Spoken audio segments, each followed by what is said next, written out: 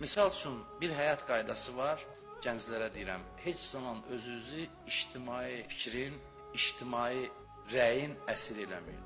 Başqalarının sizin barənizdə olan fikir və mühakimələri adətən səhvdir, böyük hallarda səhvdir, əksər hallarda.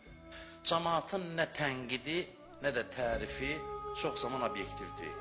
Məsələn, bir cavanı tərifləyir, deyir ki, filan xüsusiyyətləri var, o bir cavanı pisləyir.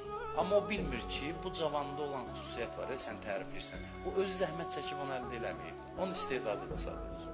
Məsələn, iki nəfər gedir, qiymət alır, eyni qiymət alır. Biz necə baxırıq? Biz deyirik ki, ikisi də əhsən, ikisi də halaldır, eyni qiymət alırlar. Amma dərindən baxanda görürsən ki, birinə Allah yaddaş verib, birinə verməyib. Bu yaddaşı olan adam az zəhmətlə getdi həmin qiymət aldı. Bu yaddaşı olmayan adam çox zəhmət çəkdi. Bunun dəyəri ondan çoxdur. Allah qatında dəyərləndirmə tamamilə fərqlidir. Ona görə də ictimai fikrin sizin barədə dediyi şey nəticələrə söykənir, səthidir və çox zaman obyektiv deyil.